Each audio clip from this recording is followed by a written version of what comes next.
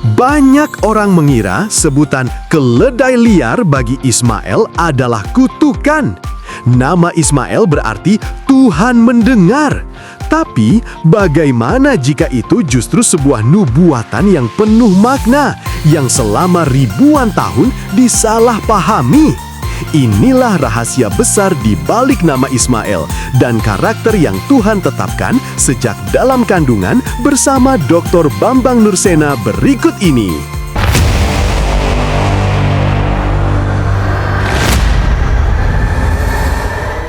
Tema besar kita adalah Ismail sang keledai liar. Jadi apa maknanya ungkapan pere Adam atau keledai liar sebagaimana yang tercatat di dalam kitab Taurat, ya.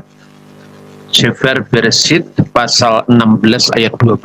Jadi dua pasal ini kita akan membahasnya.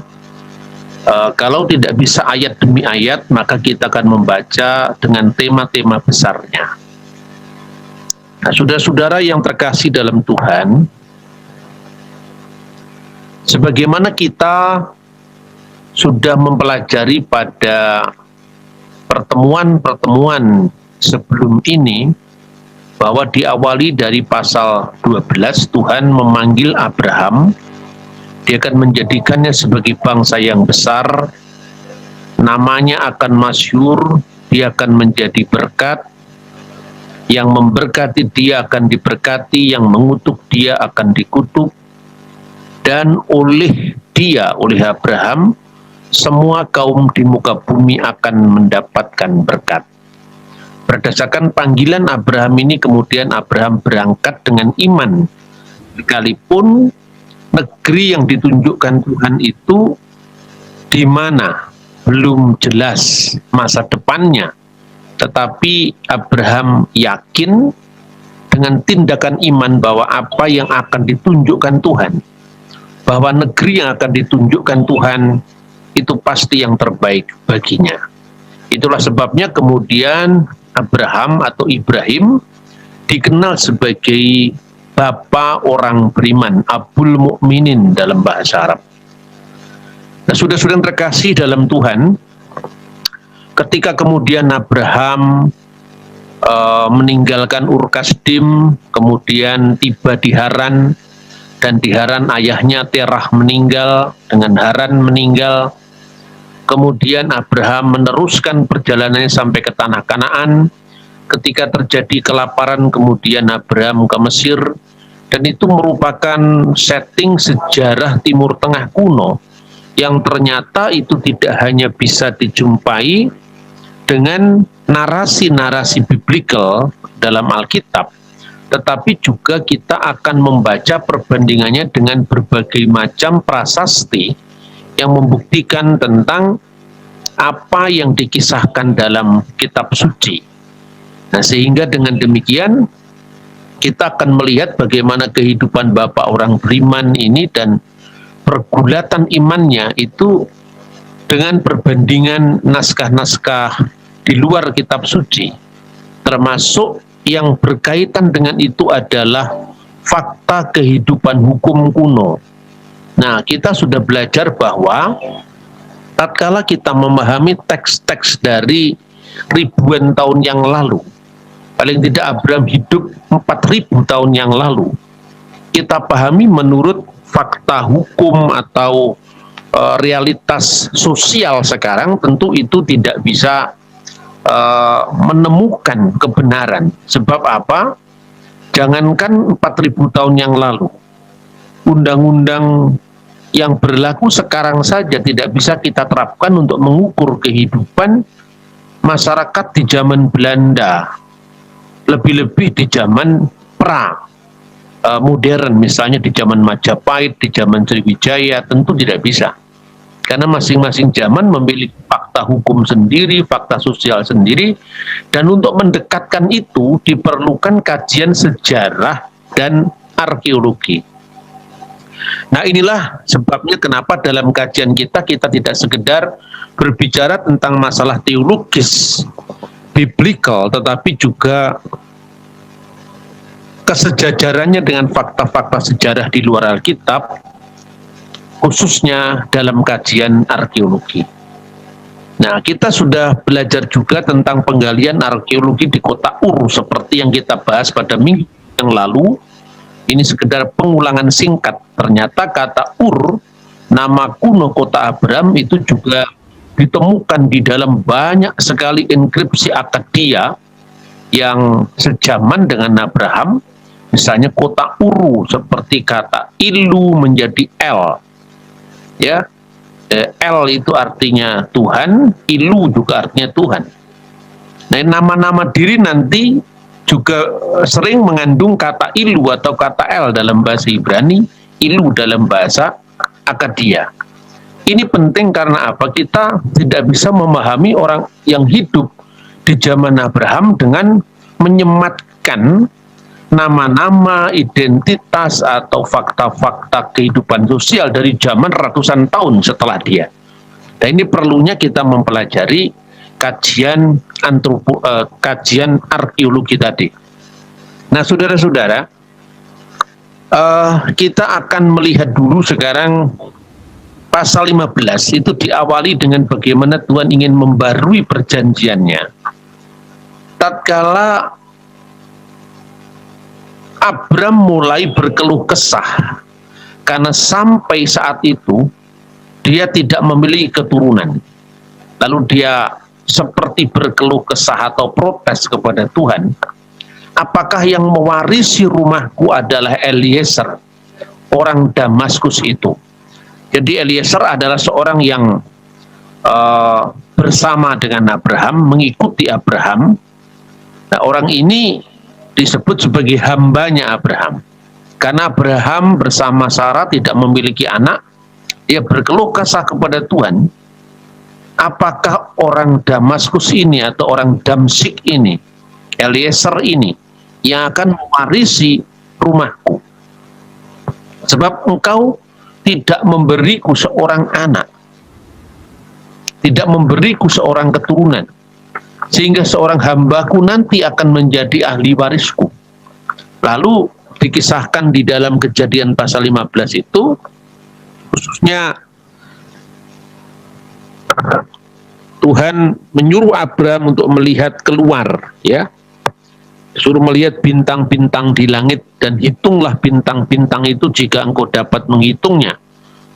Pada ayat 5, maka firman-Nya kepadanya, demikianlah banyaknya nanti keturunanmu. Lalu pada ayat 6 disebutkan, dan percayalah Abraham kepada Tuhan, maka Tuhan memperhitungkan hal itu kepadanya sebagai kebenaran. Jadi pembenaran oleh iman, karena Abraham beriman ketika Tuhan meneguhkan perjanjiannya. Dan dia tidak lagi mengusulkan Eliezer untuk menjadi pewaris atas rumahnya. Nah, di dalam hukum kuno, ini kita mulai melihat kesejajarannya dengan fakta arkeologi, khususnya pada inskripsi Nusi yang berbicara tentang adopsi, ya, baik itu adopsi untuk memperoleh seorang anak, artinya yang ditemukan di sekitar Yordan Tipe, ya, tempat di tetangganya Abraham di sebelah utaranya kota Ur, dan itu kira-kira juga berasal dari tahun 2000 sebelum Masehi. Nah, di dalam hukum kuno saat itu, sesuai dengan yang disebut dalam inskripsi Nusi, ada dua cara pewarisan bila seorang istri itu mandul. Artinya cara memperoleh anak. Yang pertama, mewariskan kepada ben baiti, artinya orang yang ada di rumahku, artinya hambaku. Misalnya dalam konteks ini adalah Eliezer. Dan yang kedua, istri memberikan hambanya yang perempuan kepada suaminya agar hamba itu melahirkan anak bagi suaminya. Seperti kasus yang nanti diusulkan oleh Sarah di dalam pasal 16. Nah, ini salah satu contoh bunyi prasasti Nusi yang bisa kita pelajari. Surat adopsi ini milik Zike, anak laki-laki Akuya. Ia memberikan anak laki-lakinya Senima untuk diadopsi oleh Surihailu. Dan Surihailu memberikan satu bagian harta miliknya dari tanah dan semua jenis penghasilannya kepada Senima. Namun jika Surihailu nantinya memiliki anak sendiri, maka anak laki-lakinya itu mewarisi 2 kali lipat. Dan Senima menerima bagian sisanya. Selama Surihailu masih hidup, Senima harus menghormatinya. Dan apabila Surihailu sudah meninggal, maka Senima mewarisi apa yang menjadi bagiannya. Jadi inilah fakta hukum yang sejajar. Orang bisa membayangkan bagaimana Abraham ketika dia sudah memperoleh harta yang banyak, bahkan itu konteksnya kan ditempatkan ketika Abraham sudah menaklukkan raja-raja yang mungkin bisa dibaca itu adalah raja-raja Datuk ya, yang di wilayah sekitar Yordan, termasuk itu pada zamannya Amrafel yang ditaklukkan Abraham itu. Kidala Umer misalnya, seperti yang kemarin ini kita membahas.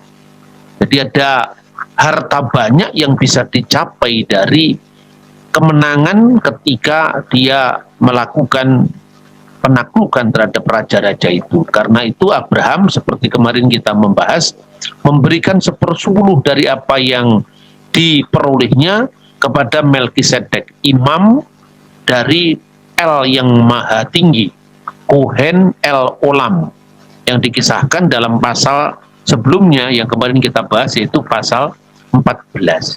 Nah, dalam kondisi bahwa dia telah berlimpah harta dunia itu, maka Abraham ingat kembali dengan janji Tuhan bahwa dia akan dijadikan bangsa yang besar. Tapi bagaimana hal itu bisa dipahami sementara sampai saat itu dia belum memperoleh seorang anak?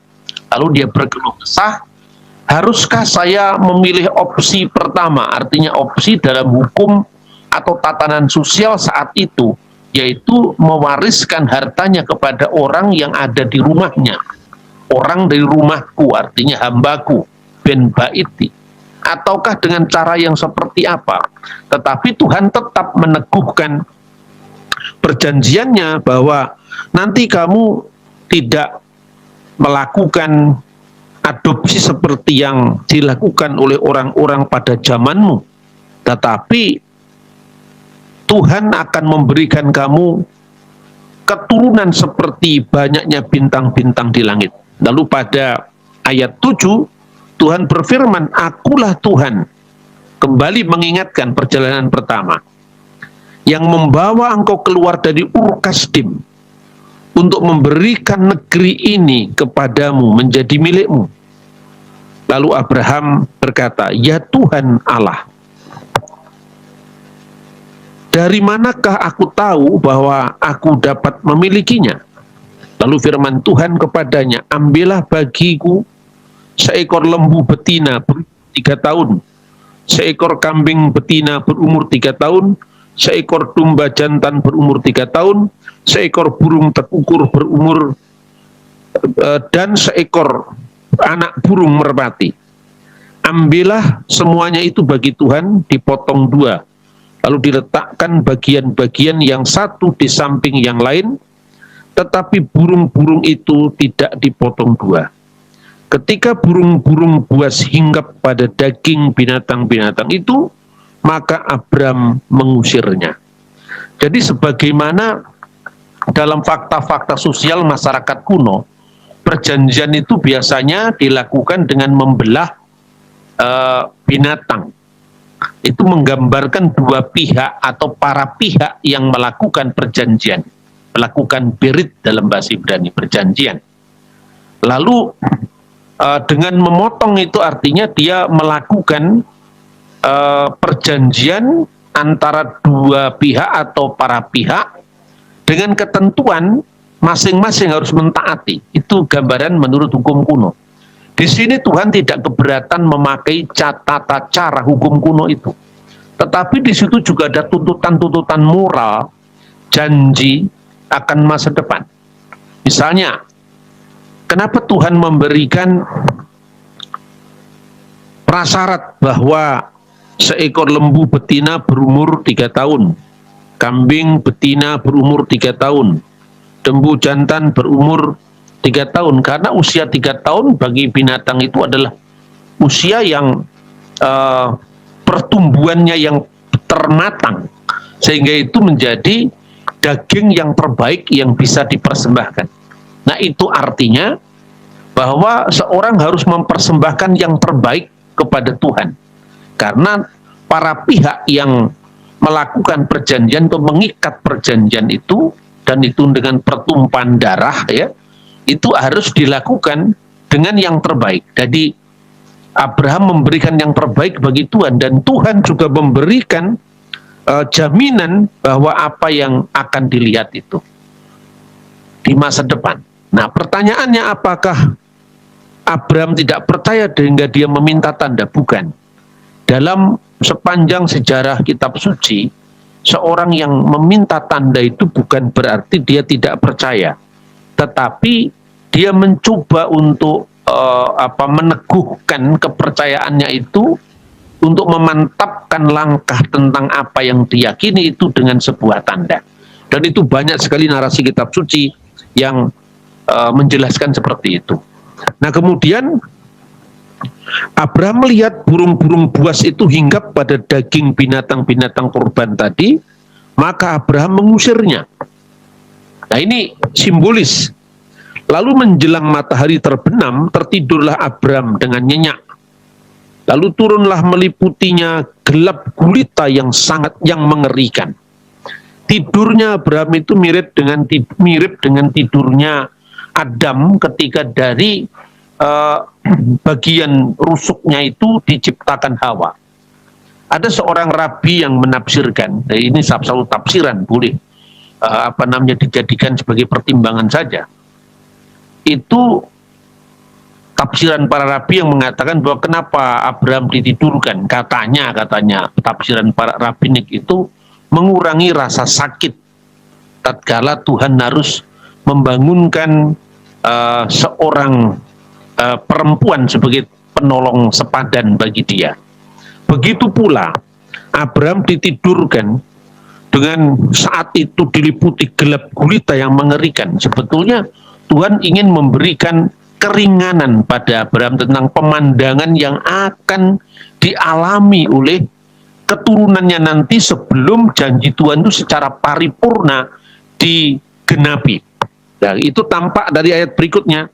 Firman Tuhan kepada Abraham, ketahuilah dengan sesungguhnya bahwa keturunanmu akan menjadi orang asing dalam suatu negeri yang bukan kepunyaan mereka, dan bahwa mereka akan diperbudak dan dianiaya 400 tahun lamanya. Jadi itulah yang kira-kira Tuhan memperingankan beban Abraham untuk melihat apa yang akan dialami oleh keturunannya selama 400 tahun. Itu yang nantinya dialami bangsa Israel ketika diperbudak di tanah Mesir.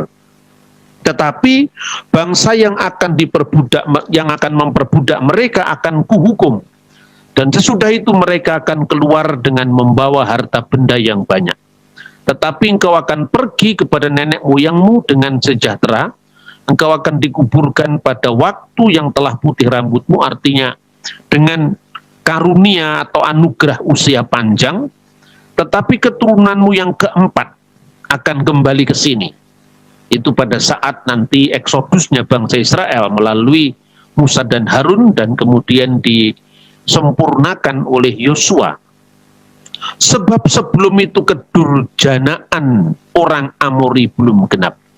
Jadi pola Tuhan itu kadang-kadang di dalam melakukan pengadilan terhadap umatnya itu juga dilandaskan atas keadilan yang kadang-kadang kita juga tidak tahu apa yang Tuhan maksud, tetapi manusia mencoba untuk memahami jalan pikiran Tuhan dengan sekuat pikirannya, tetapi itu pun tidak mungkin, maka Tuhan memberikan cara sendiri untuk bagaimana manusia itu selalu memahami seturut dengan kehendak Tuhan. Ketika matahari telah terbenam dan hari menjadi gelap, maka kelihatanlah perapian yang berasap beserta suluh yang berapi lewat di antara potongan-potongan daging itu. Pada hari itulah Tuhan mengadakan perjanjian dengan Abraham serta berfirman, kepada keturunanmu lah kuberikan negeri ini, mulai dari sungai Mesir sampai ke sungai yang besar itu, sungai Efrat, yakni tanah orang Keni, orang Kenas, orang Kadmon, orang Het, orang Feris, orang Refaim, orang Amori, orang Kanaan, orang Girgasi, dan orang Yebus itu. Jadi itu paripurnanya janji Tuhan. Jadi tatkala diliputi kegelapan yang mengerikan itu, seolah-olah mata Abraham diringankan untuk tidak melihat penderitaan yang akan dialami keturunannya, tetapi kemudian ketika perapian yang berasap itu beserta suluh dilewati potongan-potongan daging itu menunjukkan bahwa Tuhan berkenan untuk membarui perjanjiannya dan menegaskan untuk apa Abraham dipanggil dari Ur Kasdim. Nah, itu kira-kira intisari dari apa yang bisa kita pelajari dari pasal 15. Dan dengan demikian, opsi pertama menurut hukum adat, jadi bukan hukum adat, hukum yang lazim pada saat Abraham itu. Dan saya kira itu pula yang Tuhan berkata kepada Abraham, meninggalkan negerimu, meninggalkan rumah bapakmu, itu termasuk sebetulnya bukan sekedar melampaui batas-batas geografis, menyeberang ke batas geografis yang berbeda, tetapi juga melampaui hukum-hukum yang dianggap tidak adil. Sebab di dalam hukum Musi, dalam undang-undang Levit Istar, dan nanti masih dilanjutkan dalam undang-undang Hammurabi yang muncul kira-kira 300 tahun setelah Abraham, dan semua prasasti hukum itu semua sebagian besar sudah ditemukan, sehingga kita bisa memahami peristiwa-peristiwa kitab ini dalam terang kajian arkeologi yang sangat-sangat jelas. Nah, saudara-saudara, opsi pertama sudah dilalui, artinya lewat, tidak menjadikan Eliezer sebagai orang yang mewaris dalam hartanya. Tetapi adopsi yang model pertama tadi urung, dan Abraham percaya kepada Tuhan. Itu tampak sekali dalam pasal 15 ayat 6. Dan Tuhan memperhitungkan itu sebagai kebenaran. Lalu kini ada dua pola lagi, pola adopsi yang kedua. Dan pola adopsi yang kedua itu ditawarkan oleh Sarah. Ini sama-sama, artinya dia ingin melampaui atau ingin melewati aib yang melanda keluarga itu. Sebab dalam budaya Timur Tengah kuno, kemandulan itu suatu aib yang sangat dianggap memalukan. Karena itu Sarah ingin menghilangkan aibnya itu dengan caranya sendiri, bukan dengan cara Tuhan, bukan dengan sabar menunggu saat Tuhan, tetapi dengan caranya sendiri, seolah-olah dia harus kembali kepada Ur, kembali ke masyarakat Ur, kembali ke masyarakat yang disuruh tinggalkan Tuhan. Bukan sekedar batas geografis, tetapi juga hukum yang tidak adil tadi. Karena bagaimanapun juga ini masih ada perhambaan, ya, statusnya hamba yang tidak setara dengan wanita yang lain.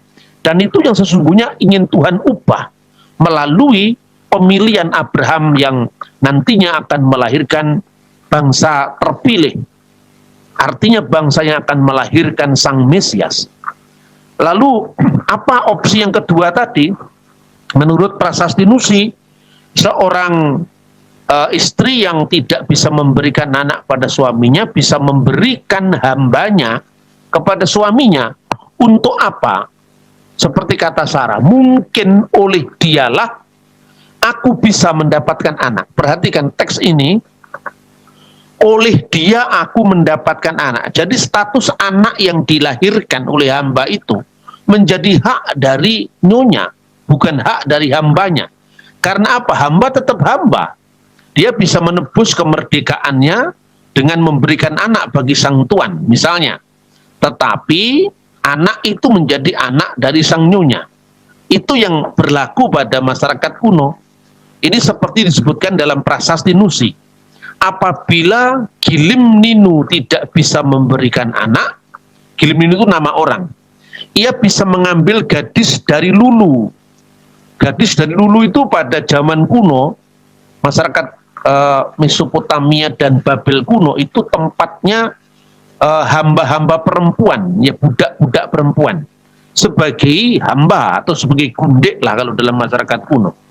Dan Gilim Ninu berkuasa atas keturunan itu.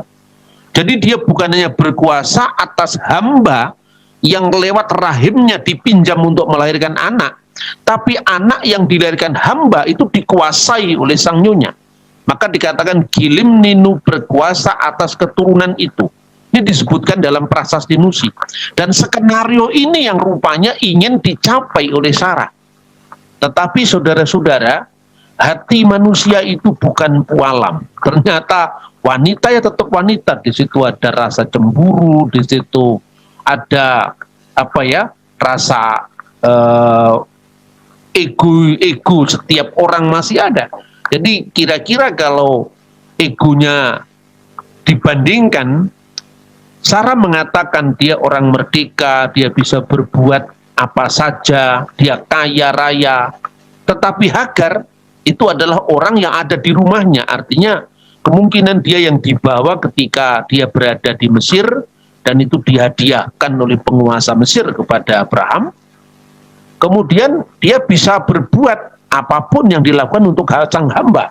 Dan ini menurut susunan masyarakat kuno. Tetapi bagi seorang Hagar, dia menggunakan kesempatan untuk diserahkan dirinya kepada Abraham karena itu adalah kesempatan untuk dia naik kelas sosial. Nah ini dalam masyarakat kuno saya kira bisa dibuktikan ya. Kemudian Hagar punya ego-egonya apa? Saya sekalipun perempuan hamba tetapi rahim saya subur, saya mungkin lebih muda, dia merasa begitu. Nah akhirnya ketika dia mengandung ya, secara naluriah dia merasa lebih berarti dari nyonyanya, lalu memandang rendah sang nyonya tadi. Lalu setelah dia dipandang rendah, Sarai mengadu pada Abram, Tuhan kiranya menjadi hakim antara aku dan engkau.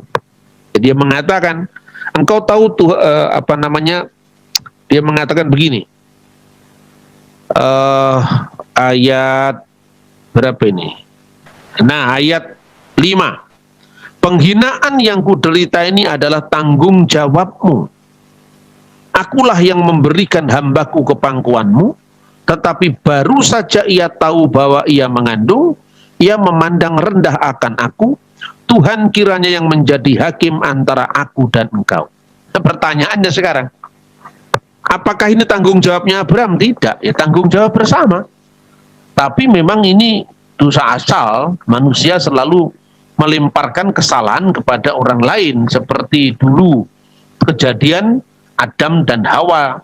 Ya, Hawa ditunjuk oleh Adam sebagai biang keladi dari dimakannya buah pengetahuan yang baik dan yang jahat. Kemudian Hawa menunjuk ular, jadi melimpahkan kesalahan pada orang lain. Begitu juga di sini berulang bahwa penghinaan ini yang kuderita ini adalah tanggung jawabmu. Mestinya kalau secara objektif ya, penghinaan yang kuderita ini adalah tanggung jawab kita bersama. Sayalah yang mengusulkan agar Hagar kamu jadikan istrimu untuk memperoleh anak dari dia. Kenapa kamu mau? Kan seperti itu mestinya. Berarti kan tanggung jawab bersama, tapi ya sudah. Semua sudah terjadi ya. Lalu terakhirnya yang mengerikan itu ketika dia mengatakan, Tuhan kiranya menjadi hakim atas aku dan engkau. Ini sebetulnya ada peneliti-peneliti Timur Tengah yang menilai bahwa ungkapan Tuhan kiranya menjadi hakim atas aku dan engkau ini adalah bentuk sumpah pengadilan pada zaman kuno yang memiliki konsekuensi hukum. untuk membayangkan ini, saudara-saudara bisa membayangkan hukum Islam. Jadi salah satu ketentuan dalam hukum kuno itu masih dipelihara dalam hukum Islam ketika seorang mentalak istrinya dengan hanya menyebutkan saja, itu sudah jatuh konsekuensi hukum. Seperti itu. Jadi ungkapan ini mungkin juga adalah ungkapan sumpah dalam sidang pengadilan yang membuktikan bahwa saya telah melepaskan semuanya ini. Jadi saya benar-benar melakukan sesuatu karena ini sudah puncak penghinaan bagi saya. Kira-kira seperti itu. Seperti jengkelnya orang yang mentalak istrinya itu. Aku talak kamu dengan talak 3, langsung talak 3 sekali sebut, itu sudah jatuh talak. Ini hukum ini masih berlaku di hukum Islam, sekalipun itu kontroversi juga. Apakah talak 3 sekali sebut itu hukumnya talak ketiga atau talak pertama? Tapi artinya hanya ucapan lisan itu memiliki konsekuensi hukum, karena biasanya hukum kuno memang seperti itu. Kemudian hambamu itu di bawah kekuasaanmu. Berarti kan di sini Abraham cuci tangan, ya. Dia tidak membela Hagar, tetapi dia menyerahkan itu kembali kepada Sarah. Lalu Sarah menindas Hagar. Kata menindas Hagar itu kemungkinan adalah mengembalikan statusnya sebagai seorang hamba. Ini salah satu penafsiran. Tetapi kita bisa cross check pada paralel hukum kuno yang menurut saya tidak hanya bergerak di ranah tafsir rabi ini, rabi itu, pendeta ini, pendeta itu. Karena ini konteksnya adalah masyarakat kuno, kita harus bisa mencari rujukan yang lebih objektif dari masyarakat sejaman. Minimum masyarakat yang berdekatan. Dan ini cara membaca kitab suci yang menurut saya cukup dinamis. Karena apa? Karena kitab suci itu kita perlakukan sebagai teks sejarah yang tentu itu bisa memiliki kondisi sine qua non dengan hukum sebab akibat yang bisa dilihat pada teks-teks yang paralel dan sejaman. Jadi wahyu itu bukan kita pahami sebagai sesuatu yang sifatnya mekanistik dan kemudian kita hanya tergantung pada ulama ini, ulama itu, rabi ini, rabi itu. Saya kira tidak hanya itu. Inilah salah satu keunggulan dari tafsiran Kristen menurut saya, karena orang Kristen lebih dinamis dalam memahami teks itu dan harus dikatakan terlepas daripada munculnya para teolog liberal pada abad-abad lalu. Itu bagi saya adalah merangsang penelitian arkeologi yang lebih serius karena pancingan-pancingan dari para teolog yang kita cap liberal itu. Dan semua itu ada hikmahnya, karena dengan serangan yang bertubi-tubi terhadap kitab suci, maka banyak para ahli kitab suci yang kemudian menemukan cara membaca teks yang lebih dinamis dan tentu lebih akurat dengan melihat perbandingan teks pada zamannya. Dan itu akan mencapai puncaknya nanti ketika setelah ditemukannya penemuan batu Rosetta, kemudian penggalian kota Ur, penggalian arkeologi Yeriko, penggalian arkeologi Holy Land, dan akhirnya semua menjadi terang benderang. Ini salah satu sumbangan arkeologi Alkitab di dalam membaca teks-teks kitab suci secara lebih dinamis lagi. Jadi itu metode yang juga sangat saya anjurkan dalam kajian-kajian kitab suci, sehingga ini memang cara dinamis kekristenan dalam membaca teks ini memang lain daripada yang lain. Menurut saya seperti itu. Kita lanjutkan. Lalu ketika ketika Hagar ditindas oleh Sarah, maka dia lari meninggalkan nyonyanya. Tetapi teks selanjutnya kita bisa membaca bahwa ayat 6 ya, kata Abram kepada Sarai, hambamu itu di bawah kekuasaanmu, perbuatlah kepadanya apa yang kau pandang baik. Lalu Sarai menindas Hagar sehingga ia lari meninggalkannya. Ayat 7, lalu malaikat Tuhan menjumpainya dekat suatu mata air di padang gurun, yakni dekat mata air di jalan ke Sur. Jadi secara naluriah Hagar ingin kembali ke negeri asalnya, yaitu ke Mesir. Tetapi sebelum dia sampai di Mesir, tentu rute yang dilalui oleh para bapak leluhur itu yang dikenal dengan jalan raja. Jadi di Timur Tengah kuno itu memang ada dua jalur perjalanan lalu lintas. Yang pertama lalu lintas laut yang dikenal dengan Via Maris. Via Maris itu lewat Laut Mediterranean. Makanya di dalam kitab Nabi Yesaya yang muncul jauh setelah zaman Abraham, itu disebut dengan apa yang disebut derek hayam, jalan laut. Derek hayam atau jalan laut itu dalam Alkitab bahasa Latin diterjemahkan Via Maris, ya. Kemudian Aver Hayarden, seberang sungai Yordan, Gelil Haguyim, Galilea, wilayah bangsa-bangsa. Dan yang kedua itu adalah jalur darat yang dikenal dengan jalur raja atau jalur oase. Nah, tempat-tempat itu yang dilalui oleh masyarakat kuno mulai dari bapak leluhur, zamannya Abraham, sampai nanti keluarga Kudus mengungsi ke Mesir lewat jalur yang sama. Itulah yang disebut jalur raja, dan biasanya selalu ada oase-oase yang membantu seseorang itu untuk bertahan di padang gurun yang gersang. Nah, di jalan menuju ke Sur itulah kemudian malaikat menampakkan diri kepadanya, dan dia mengatakan, biarkanlah kamu ditindas di bawah kekuasaannya. Kembalilah kepada duniamu, biarlah kamu ditindas di bawah kekuasaannya. Bagaimana Tuhan seolah-olah membiarkan penindasan? Nah, ini cara orang modern yang tidak membaca teks menurut zamannya. Penindasan di sini artinya apa? Biarlah kamu tetap menjadi hamba bagi Sarah. Lalu kata malaikat Tuhan tidak hanya membiarkan penindasan. Nanti kata itu harus dipahami kenapa? Karena Tuhan membela bayi yang akan dilahirkan oleh Hagar. Sebab di dalam undang-undang masyarakat kuno di zaman Abraham itu, apabila seorang anak dari sang hamba tidak lahir di rumah sang nyonya tadi, dia tidak dianggap anak oleh sang tuan. Ya, hanya apabila dia lahir di rumahnya dia, sang nyonya dan tuan itu, dan dia memanggil ayah pada sang bapak, dia tidak kehilangan hak waris. Jadi kira-kira Tuhan memberikan pembelaan kepada haknya Ismail yang akan dilahirkan oleh Hagar. Seolah-olah Tuhan mau mengatakan, kamu jangan menuruti egomu sendiri, sebab anak yang dalam kandunganmu tidak bersalah. Kamu sudah memilih hukum dari masyarakat bangsamu, yang aku ingin kamu meninggalkan semuanya itu. Setelah kamu kembali ke hukum di masyarakat bangsamu, sekarang konsekuensinya pilihan bebasmu itu harus kamu pertanggungjawabkan. Dan apabila anak itu tidak mendapatkan pengakuan dari bapaknya, kamu lebih berdosa lagi, karena anak itu tidak pernah memilih untuk dia menjadi anakmu. Seperti itu kira-kira. Lalu kata malaikat, aku akan membuat sangat banyak keturunanmu. Jadi Tuhan meneguhkan janjinya kepada Abraham sebagai bangsa yang besar, sehingga tidak dapat dihitung karena banyaknya.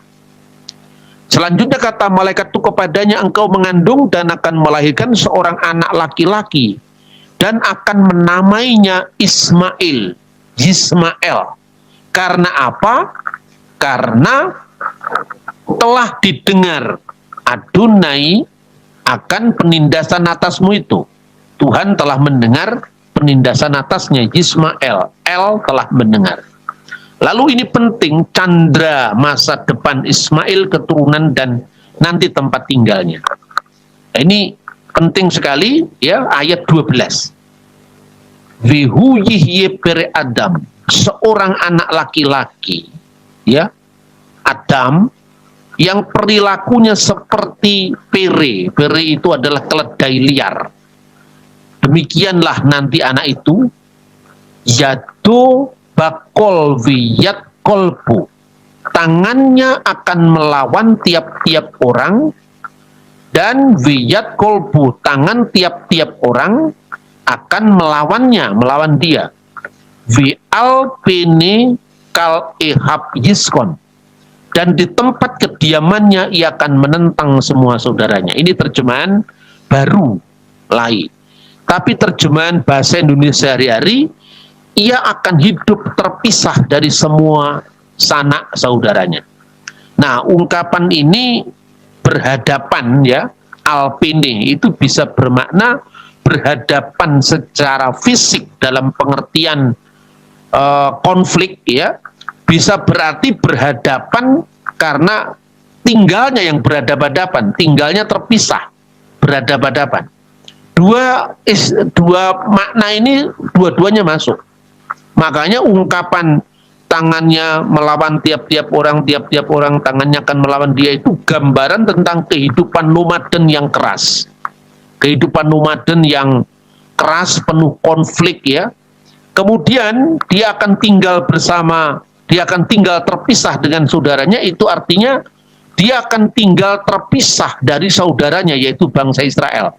Karena nanti pada pasal 25 kita akan melihat bahwa wilayah di mana Ismail tinggal itu memang berhadapan-hadapan dengan Israel. Makanya keturunan dari Ishak itu disebut sebagai Bene Yisrael, putra-putra Israel, sementara keturunan dari Ismail akan disebut Bene Hamidbar, putra-putra padang gurun. Seperti itu. Jadi ini artinya bahwa mereka tinggal terpisah secara teritorial. Tetapi juga banyak rabi-rabi atau pendeta-pendeta atau penafsir Alkitab atau para imam ya, gereja-gereja kuno, bapak-bapak gereja yang memahami ini memang dua makna. Bisa maknanya itu adalah makna kekerasan dalam kehidupan nomaden yang kemudian konflik dengan saudara-saudaranya, juga bisa bermakna hidup terpisah dari saudara-saudaranya. Keduanya ini melengkapi. Tapi memang kehidupan padang pasir itu adalah kehidupan yang keras.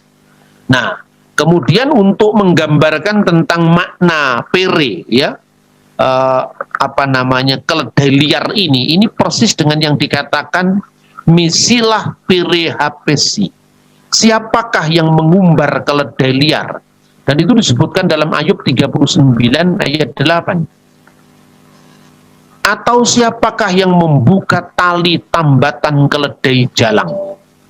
Kepadanya telah kuberikan tanah dataran sebagai tempat kediamannya, dan padang masin sebagai tempat kediamannya. Ia menertawakan keramaian kota. Jadi kehidupan nomaden kan menertawakan kehidupan yang tetap di kota. Tidak mendengarkan teriak si penggiring. Ia menjelajah gunung-gunung padang rumputnya dan mencari apa saja yang hijau. Ini kehidupan nomaden dengan ternak-ternaknya, dengan domba-dombanya. Dan itulah sebetulnya menjadi problem masyarakat kuno dari zaman Abraham sampai zamannya Jenderal El-Sisi di Mesir. Karena banyak sekali kehidupan nomaden dari para Bedouin itu memang sudah dibangunkan perumahan-perumahan yang bagus, yang layak, dibangunkan sekolah. Tidak pernah dia mau sekolah, dia akan kembali ke padang belantara membawa kambing-kambingnya. Seperti itu prosesnya di beberapa kehidupan di padang gurun Syria, di padang gurun Mesir. Dan pemerintah biasanya akan sulit untuk melakukan penyamaan pola hidup seperti itu. Satu-satunya mungkin yang berbeda itu adalah kehidupan nomaden di orang-orang Bedouin di Israel. Yaitu kalau kita berjalan menuju ke Gunung Tabor, itu ada pemukiman para Bedouin, tapi kehidupannya sudah tetap. Mereka pertanian di situ itu satu-satunya mungkin perkecualian di Israel modern, itu ada sampai sekarang. Tapi artinya apa? Dalam teks ini ditunjukkan tentang kerasnya kehidupan padang pasir.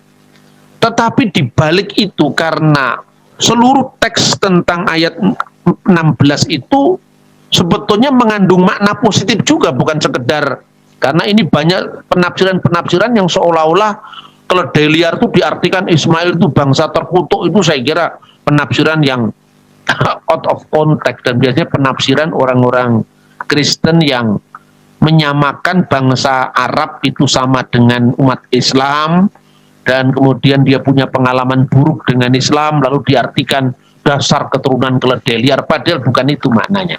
Sebetulnya di dalam teks ini, pertama harus saya katakan, bahwa ada potensi keras dalam kehidupan padang gurun itu, ya, itu ciri khas kehidupan padang gurun.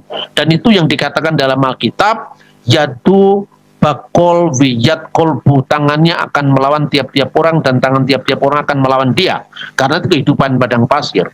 Ada ungkapan dalam bahasa Arab, al-waktu bisaif, waktu itu berjalan dengan pedang. Itu gambaran tentang betapa berebut air saja di masyarakat padang gurun itu bisa saling bunuh-membunuh. Itu sebetulnya naluri kehidupan keras di padang gurun.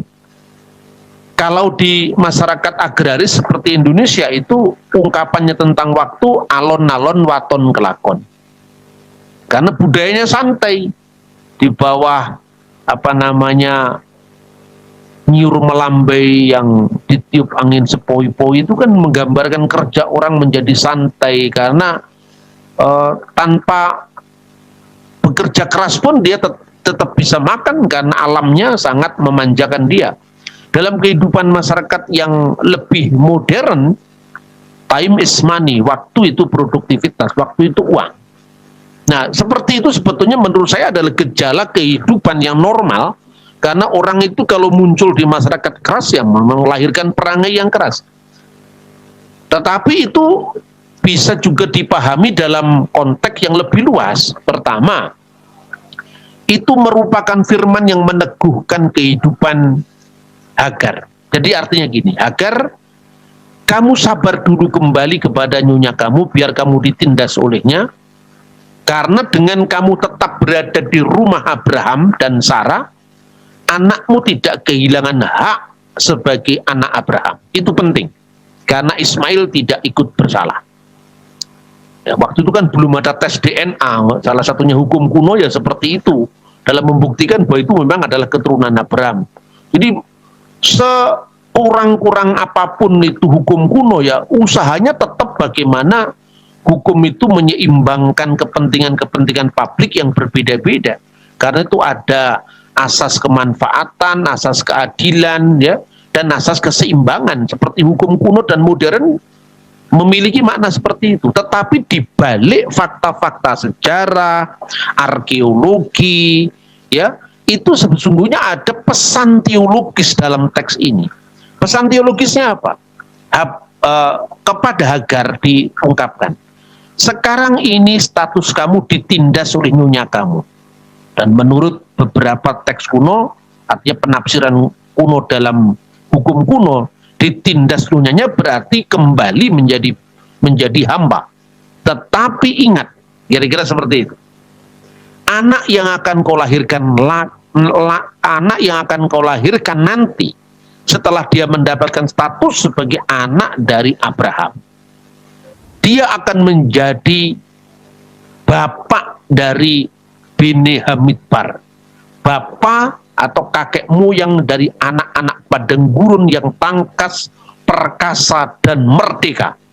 Jadi sekarang kamu adalah hamba, tetapi nanti kamu akan melahirkan keturunan merdeka, yaitu Ismail, yang menjadi bapa dari anak-anak padang gurun. Kira-kira janji yang tersirat seperti itu.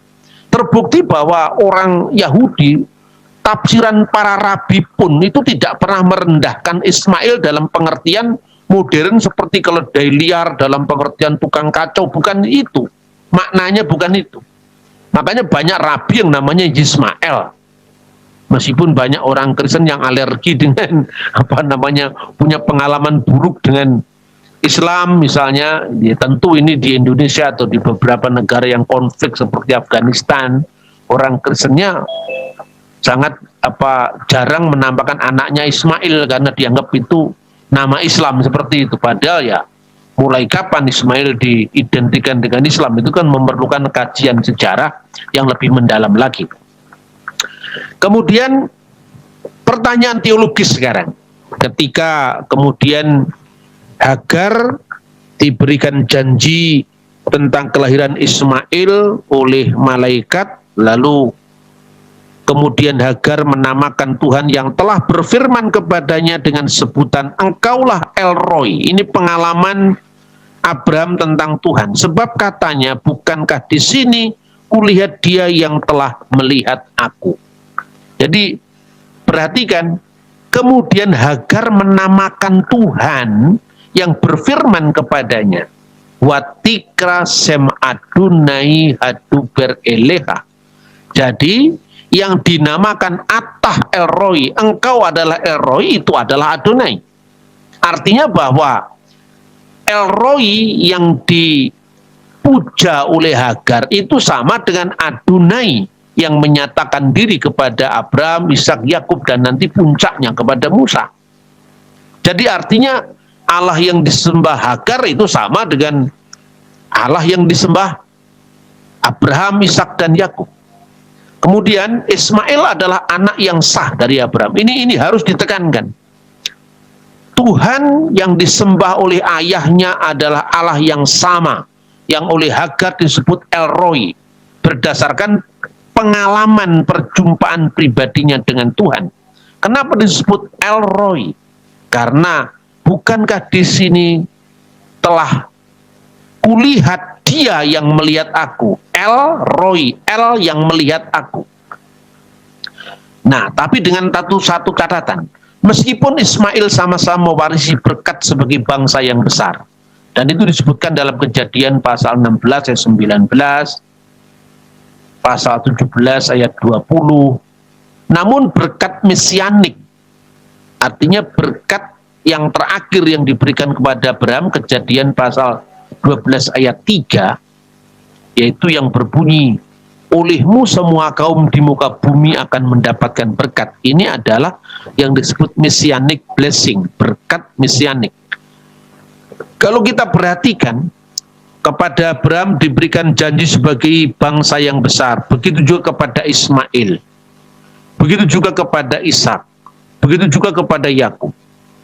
Tetapi berkat yang terakhir itu, olehmu semua kaum di muka bumi akan mendapatkan berkat, hanya diberikan kepada Abraham, Kejadian 12 ayat 3, dan diulang lagi ketika Abraham nanti mengorbankan Ishak putranya, dan diteguhkan lagi, olehmu semua kaum di muka bumi akan mendapatkan berkat.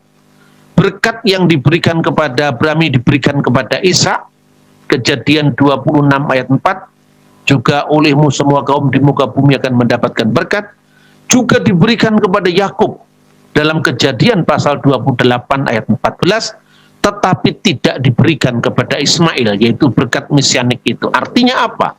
Artinya bahwa Sang Mesias memang tidak lahir dari keturunan Ismail. Dia harus lahir dari keturunan Ishak. Maka sekalipun nanti Ismail sudah ada dan Abraham pernah mengusulkan agar Ismail hidup di hadapan hadiratmu, tapi Tuhan mengatakan tidak, yang disebut keturunanmu itu yang dari Ishak. Artinya keturunan yang olehnya nanti Sang Mesias, keselamatan universal itu akan diberikan. Tetapi apa berarti Ismail terhilang dari keselamatan? Tidak. Terbukti kambing, domba, kedar, dan nebayot akan dipersembahkan untuk menyemarakkan bait keagungan Tuhan dalam nubuat Nabi Yesaya. Dan ketika orang Majus nanti datang, menurut Justin Martyr, itu adalah datang dari tanah Arab. Justin Martyr itu seorang apologet Kristen dari tahun 150-an, dia mencatat orang Majus yang datang dari tanah Arab membawa emas, kemenyan, dan mur, seperti persembahan-persembahan yang disebutkan di dalam Yesaya pasal 60. Dan pada saat pencurahan Roh Kudus, berdirinya gereja di Yerusalem, di sana juga datang orang Arab, pendatang dari Roma dan orang-orang Arab. Artinya bahwa Ismail selalu dilibatkan sebagai pendamping dari Israel. Dan keselamatan itu datang dari Israel, tapi Ismail juga mendapatkannya karena dia mempercayai kepada Allah Israel itu tadi. Oleh karena itu ketika orang Yahudi berdoa dengan ucapan Baruch atah Adonai Elohenu melek haolam Elohi Abraham Elohi Yitzhak Elohi Yakub, itu tidak berarti diskriminasi kepada Ismail, sama sekali tidak. Tetapi doa ini Allah Abraham, Allah Ishak, Allah Yakub itu menegaskan jalur mesianik jalur di mana Sang Mesias akan lahir dari keturunan Abraham melalui Ishak, melalui Yakub yang nantinya digenapi di dalam Yesus Kristus, sehingga Injil Matius dibuka dengan ungkapan Sefer Toledot Yesua Hamasiah ben David ben Abraham. Inilah silsilah Yesus Kristus putra Daud, putra Abraham. Nah itu saudara-saudara. Kemudian di mana letak sumur Lahairoi?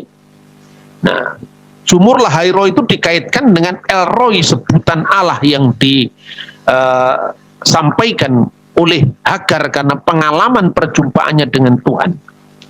Al-Henkara la bi'ir Lahairoi. Itulah sebabnya disebutkan bahwa sumur itu disebutkan sumur Lahairoi. Letaknya di mana? Hineh ben Kades u ben Baret. Letaknya antara Kades dan antara Baret. Beret ya. Tempatnya itu di mana? Anda bisa lihat peta ini. Dan di tempat ini pula nantinya Ishak diam dekat sumur itu. Ketika Abraham sudah mati, Allah memberkati Ishak, anaknya itu, dan Ishak diam dekat sumur Lahairoi. Tempat di mana Hagar pernah mendapatkan penampakan dari Tuhan di sumur Lahairoi. Nah, dengan satu catatan bahwa tradisi Islam mengembangkan kisah yang mirip tentang sumur Jam-Jam yang ada di Mekah. Yaitu tidak ada hubungannya dengan apa yang dikatakan di dalam Alkitab ini. Dan itu tidak akan kita bahas karena itu bukan wilayah kita. Tapi sekedar saya sampaikan bahwa kisah semacam ini juga muncul di dalam teks suci Islam, tapi tempatnya tidak di antara Kades dan Baret, letaknya ada di Mekah. Kemudian kembali saya ingatkan pada pelajaran kita hari ini ya, hukum pada zaman Abraham, ya ini saya tunjukkan tentang inskripsi-inskripsinya. Ini ditemukan dari kira-kira tahun 2000 sebelum Masehi tentang adopsi melalui pengangkatan anak. Yang pertama, pola pengangkatan anak seperti yang diusulkan dengan Eliezer tadi. Sama, di mana Suriha Ilu sejauh berhubungan dengan Semima telah memberikan kepada Semima seluruh tanah miliknya dari hasil tanahnya, berapapun hasil yang diperolehnya. Tapi jika Suriha Ilu memiliki anak kandung sendiri, maka anak kandung itu menjadi anak sulung yang bagiannya 2 kali lipat. Persis dengan pola yang kedua. Tapi pola yang kedua itu lewat perkawinan. Kilimninu telah diberikan kepada Senima sebagai istri. Apabila Kilimninu melahirkan anak-anak, maka Senima tidak akan mengambil istri lain, tetapi jika tidak melahirkan anak, maka Kilimninu akan mengambil wanita dari Lulu sebagai istri untuk Senima. Mengenai keturunan hamba, Kilimninu tidak boleh menyuruh mereka pergi. Yalampa telah diberikan kepada Kilimninu sebagai seorang hamba. Apabila Kilimninu melahirkan anak-anak dan Senima mengambil istri lain itu mengambil bekalnya dan pergi. Ini kan kejam sekali sebetulnya ya. Seorang hamba itu dinilai apabila dia memberikan kesuburan pada tuannya, kalau tidak disuruh pergi gitu. Ya memang ada aspek-aspek humannya ada, tetapi tetap ada stratifikasi sosial, ada perbudakan di situ. Dan hukum-hukum seperti ini yang saya kira salah satu misinya Tuhan suruh untuk ditinggalkan oleh Abraham. Ini kesejajaran dengan undang-undang setelah zaman Abraham, yaitu undang-undang Hammurabi. Jadi praktek seperti itu masih bertahan ratusan tahun setelah Abraham. Ini misalnya undang-undang Hammurabi tahun 1750-an sebelum Masehi.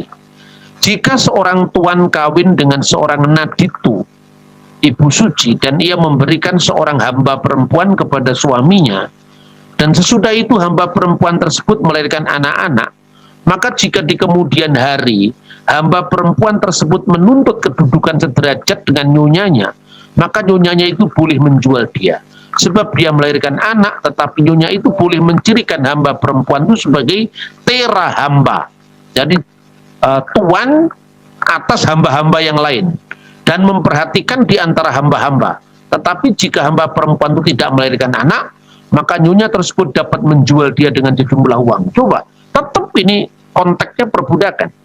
Kemudian masih di Undang-Undang Hammurabi, ini juga disebutkan jika istri pertama dari seorang tuan telah melahirkan anak baginya, dan hamba perempuan itu juga ternyata melahirkan anak, maka bapak itu sewaktu hidupnya pernah menyatakan anak-anakku, maka anak-anak yang dilahirkan oleh hamba perempuan itu baginya, diperhitungkan mereka sama dengan anak-anak dari istri pertama. Maka setelah bapak itu menemui ajalnya, maka anak-anak dari istri pertama itu dan anak-anak dari hamba perempuan itu akan menerima bagian yang sama dalam warisan bapaknya. Sedangkan anak yang sulung, yaitu anak dari istri pertama, menerima bagian yang lebih banyak, yaitu 2 kali lipat. Jadi artinya apa? Artinya kalau seorang anak hamba tadi tidak dilahirkan di rumah sang nyonya dan menyebut ayahnya dengan ayah, dan bapaknya itu menjawab dengan anak-anakku, itu menjadi bukti bahwa Ismail adalah anak yang sah. Di balik alasan seperti ini, saya kira yang menyebabkan malaikat berkata, kembalilah kepada nyonyamu, biarkan kamu ditindas olehnya. Kamu sementara menjadi hamba bagi sang nyonya kamu, tetapi anakmu nanti akan menjadi laki-laki yang merdeka, bapak padang gurun. Ini gambaran tentang Raja Hammurabi yang mendapatkan undang-undang dari Dewa Marduk, ya. Dan undang-undang Hammurabi ini memuat ketentuan yang sangat membantu untuk memahami kehidupan tokoh-tokoh Alkitab yang berasal dari zaman yang sama atau zaman yang berdekatan. Saya kira itu yang bisa sampaikan, selebihnya nanti kita akan membahas di dalam pertemuan-pertemuan berikut, dan minggu depan kita akan membahas pasal 17 dan pasal 18 secara bersinambung. Tuhan memberkati kita. Shalom alaikum Beshem Hamasyah.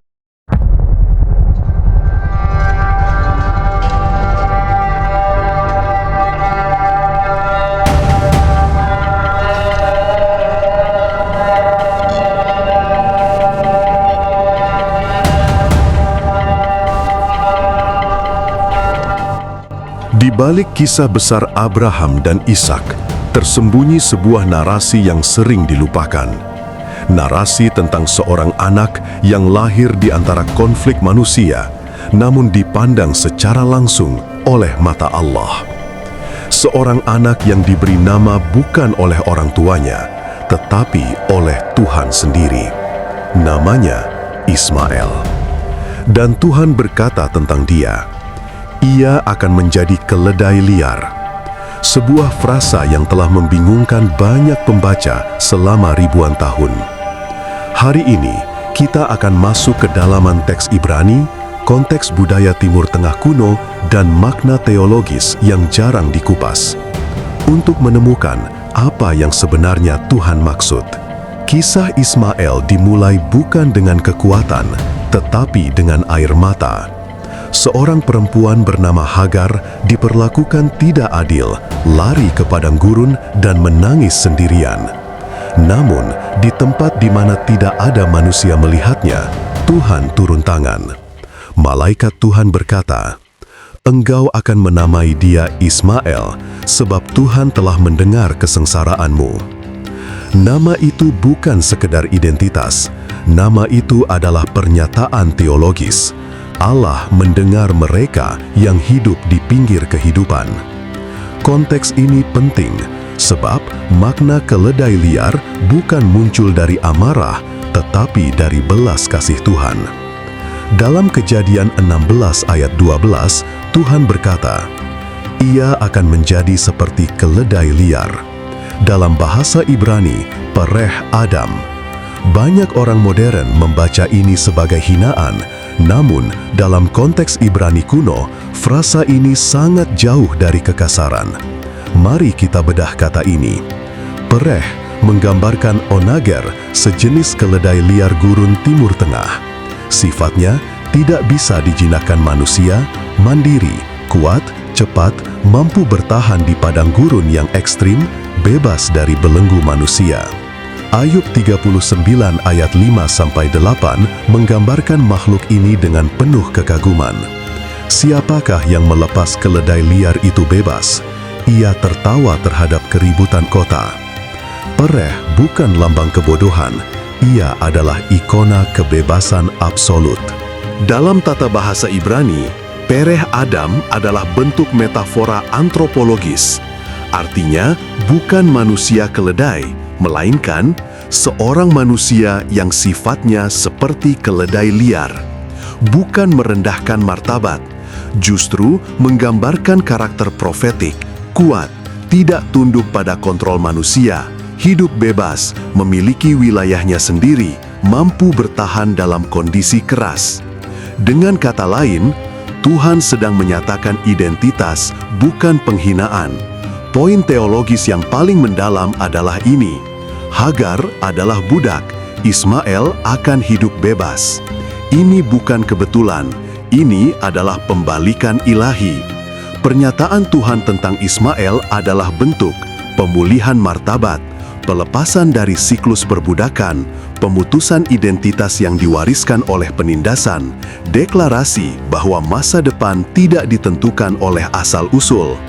Tuhan tidak hanya melihat Hagar, Tuhan memastikan anaknya tidak akan menjadi seperti ibunya, tertawan, terbelenggu, dan tidak memiliki suara. Ini bukan kutukan, ini adalah anugerah kemerdekaan. Ismail tumbuh menjadi seorang pemanah yang kuat, hidup di padang gurun Paran, dan Alkitab berkata, Allah menyertai Ismail dalam Kejadian 21 ayat 20. Perhatikan kata itu, bukan ditinggalkan, bukan ditolak, tetapi disertai. Dari garis keturunannya muncul 12 kepala suku, bangsa-bangsa gurun Arabia, komunitas luas yang hidup mandiri di daerah tandus. Karakter keledai liar menjadi identitas budaya, kuat, tidak tunduk kolonisasi, hidup di lingkungan keras, tetap eksis selama ribuan tahun. Nubuatan itu nyata dan benar. Dalam tradisi Yahudi, pereh Adam dipahami sebagai manusia gurun yang bebas dan tidak tunduk pada kerajaan manapun. Sementara teolog Kristen modern melihatnya sebagai identitas unik bangsa Ismail, panggilan hidup yang berbeda dari Ishak, simbol manusia yang dibentuk oleh Tuhan, bukan oleh sistem manusia. Ini menunjukkan satu hal penting: Tuhan mengangkat nilai seseorang meskipun ia lahir dalam kondisi yang rumit. Apa arti teologis dari gambaran keledai liar bagi kita? 1. Tuhan melihat penderitaan yang tersembunyi, seperti Ia melihat Hagar. 2. Tuhan memberi identitas baru. Ismail tidak ditentukan oleh konflik di sekelilingnya. 3. Kebebasan adalah bagian dari rencana Tuhan. Keledai liar adalah simbol manusia yang berjalan dengan kebebasan ilahi. 4. Hidup keras tidak berarti ditinggalkan Tuhan. Ismail hidup di padang gurun, tetapi Allah menyertai dia. Ketika kita membaca kisah Ismail, kita tidak hanya membaca tentang seorang anak yang lahir di tengah konflik. Kita membaca tentang Tuhan yang bersuara di tengah air mata. Tentang Allah yang memberi identitas, bukan berdasarkan asal-usul, tetapi berdasarkan rencana kekal. Keledai liar, pereh Adam, bukan hinaan. Itu adalah manifesto surgawi, bahwa seseorang yang datang dari penderitaan dapat hidup bebas, dapat hidup kuat, dapat hidup disertai Allah. Ismail mengingatkan kita bahwa Tuhan mendengar, Tuhan melihat, dan Tuhan mengangkat mereka yang dunia anggap kecil.